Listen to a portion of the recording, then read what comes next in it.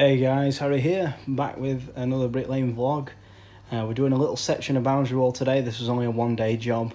At the moment, I'm back doing boundary walls on the same site that we're doing the footings on, and that I've been doing walls for the last a couple of months. So I'm out of the footings for a while, which is nice. Wasn't really gelling with the footings really. I wasn't in the mindset. I mean, nice to be back laying bricks. So it's a one-day job today. A little panel of boundary wall that had been left down where the scaffold it was before in the house. So I'm just filling this in. I got about 630 bricks laid today. We got his first pack of bricks dropped at about 9 o'clock, and then we just worked till 12, had a snap. And then we worked till from like 1 o'clock, 4 o'clock. So, a pretty steady day. Same again, did about 7.5 hours. So, I tend to work between 7 and 8 hours in a day. So it's easily enough work, time at work there. Touching a little bit back on the last video. But yeah, so we're back doing the old pick and dip.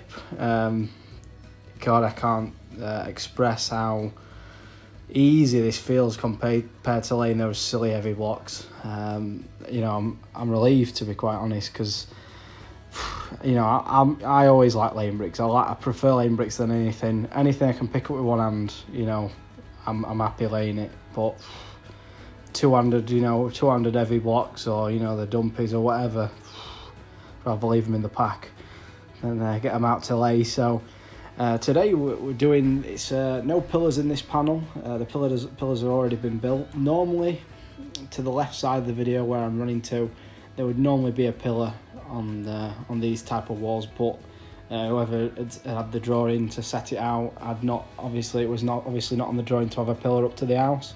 So it was just a nice straight just a straight stop end, up to the house for an expansion. And I put an expansion at the far side because the rest of the wall didn't have one in. So I thought I'd best put 2 expansions in, since it needed one at least with the length that was already there. So we're just nice stop end at each side. I built 2 little racks and then run them in. I was doing on this back side of the wall, which is furthest away. It's not the road side, the back, the garden side. I was doing an 8-course corner, so I did 3 8-course corners, 8 threes at 24, but the last one was a 6-course. I find the 8-course corners now being, so basically tailing 4 bricks out and racking back, being the most optimal for when you're building 2 sets of corners. So with obviously having the 4-inch pillars, I could have put a profile up.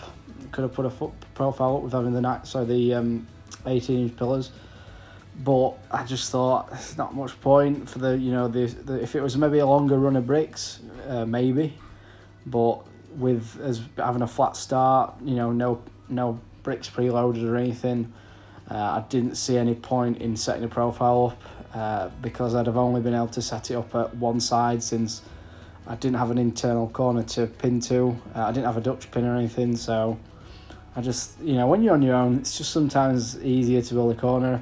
I was 1-on-1 today, so it was me and the old man, but, when you're flat starting, I was building corners while he was loading out. He loaded both sides of the wall before I built 2 corners. So it was, it's easy enough, and then after that, he was just doing all the perps. My old man was just perping all the joints, doing all the perps, and then I just do the beds and top and tail afterwards, which works out really fast for us because he finds it easier to just stroke the jointer down on the perps, where it's easier to fill in, and he fills any gaps in that I've missed. But he finds it harder on the joints, rubbing your bed joints. He finds it a lot harder, so I tend to just whip over those with a barrel jointer, and then top and tail as I go.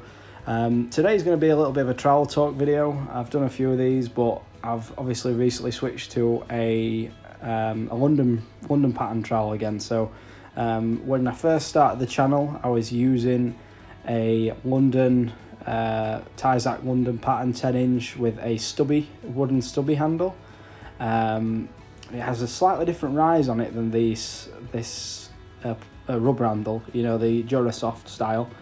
And then I went to obviously a Marshalltown 10-inch Philadelphia Durasoft, and I'm obviously back to using a Tyzac with a Durasoft, you know, 10-inch, always been 10-inch.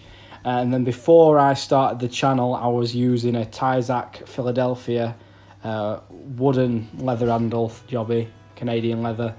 And I used that for about a good 18 months before I started the YouTube channel. I was using that one, and then before that I always just used Marshalltown Philadelphia's anyway.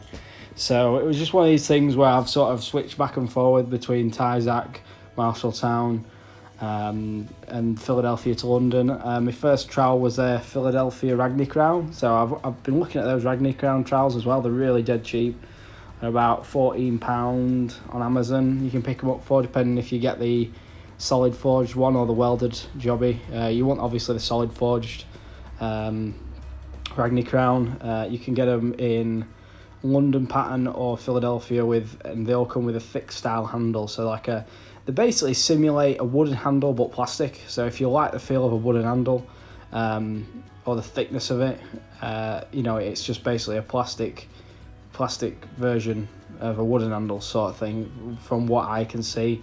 The bottom rubber tapper, you know, like your rubber stopper that's on the bottom, you know, heel of your trowel, you know, the bottom of your handle, it has the similar style to this Tyzac. It's like a sort of a molded rubber stopper, and I remember smashing the hell out of bricks when I was learning with that, and I remember it lasted for ages, and I'd used it for like 2 years, this Ragni Crown, before getting another trowel. I think I used it even in my first year of college. I think the only time I changed trowels was when I finally got an 11-inch Marshalltown after I'd been laying bricks for like 3 or 4 years.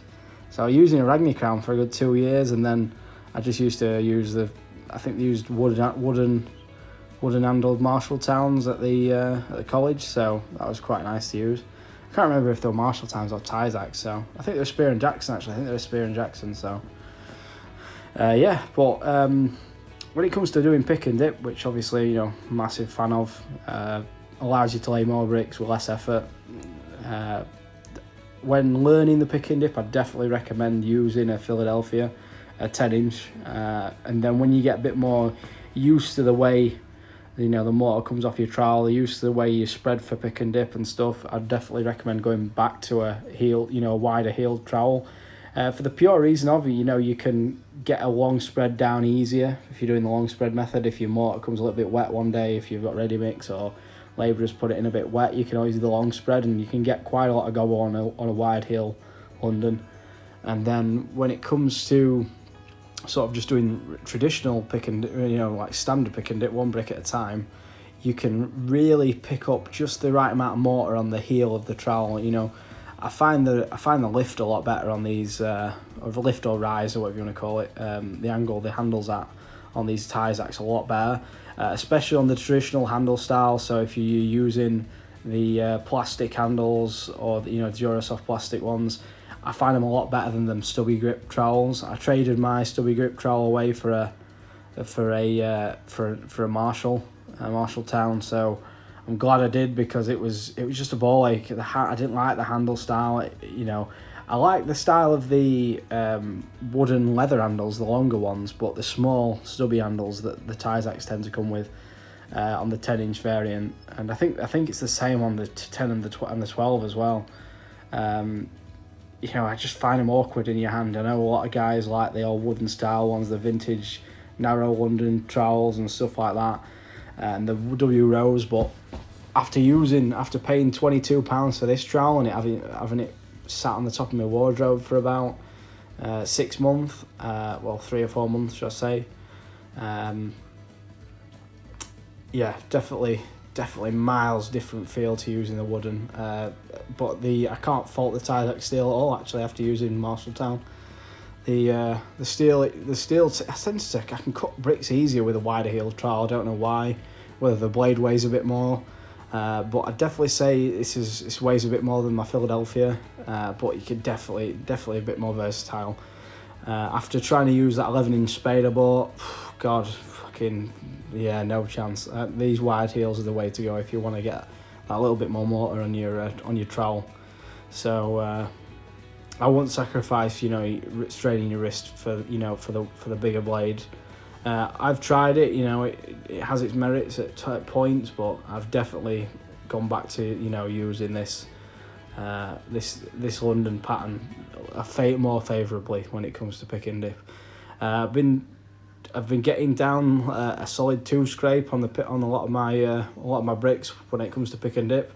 Sometimes, you know, bobbing an extra 3 scrape, you know, to be a bit more, you know, picky with it.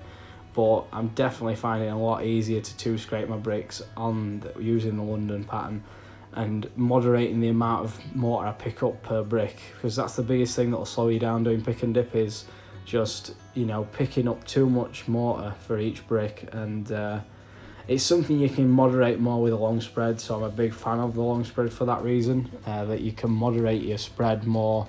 You can even, you know, cut the back off of it to just fan it out a little bit, and then just slide those bricks into place one after another. It makes your day easier if you can get the right amount of mortar down in your bread, like you would for traditional, getting your bed just right.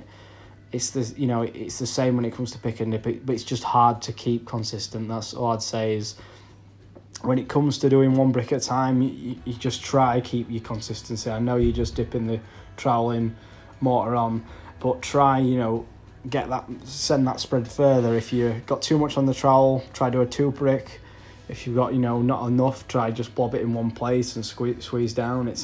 There is you know, it is a skill, pick and dip, and it does take some practice. I know a lot of guys who, you know, hate on it, or, you know, aren't fans of the style, will say, oh, it's rough, there's no method behind it, when there is. There's an art to getting fast with it and making your life easy, because you can make your life a lot harder if you're not doing pick and dip correctly.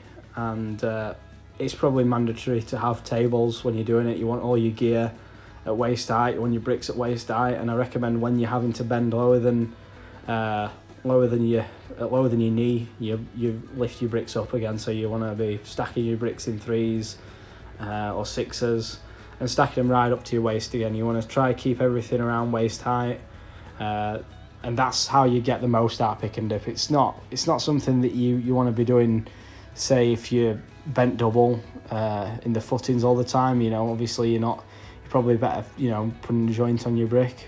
But when it comes to you know, when the work's at getting close to waist height or knee height, you know, it's superior. So yeah, well, I'm having a Moretti today. I'm having a bottle of Moretti. It's not as ice cold as I'd liked it, but just did a little voiceover for this. I've split this video into 2 parts. I've got, even though this was a 1-day build, I've finished it now.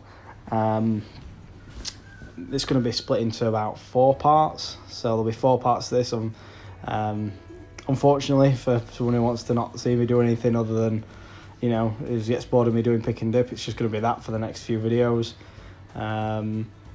Also, obviously, I've got another wall I'm dropping onto, the one that I made. I think I made a 5-part series out of it, but I'll be filming another part and 2, finishing that off, and then I've got another couple of panels to build, and then this wall here, which has got a scaffold on it already, they're going to put a scaffold on it tomorrow for me.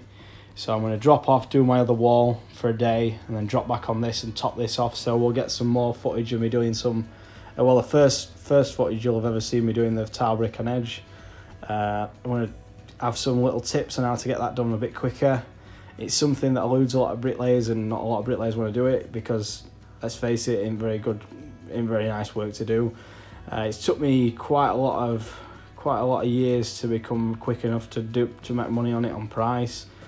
When it comes to topping walls off, if I can earn my day work rate, so if I can earn about £200 a day, you know, doing tile brick on edge and topping off bits, you know, topping off the wall with the, you know, bricks on the pillars and the few bricks underneath the tiles, you know, I'll be happy. It's definitely something that, you know, it takes time to be able to do them efficiently, and there's an art to doing topping walls off rather than being super precise. So anyway, guys, that's the end of the video. You'll see the clip slow down a little bit as I elongate this last bit of footage.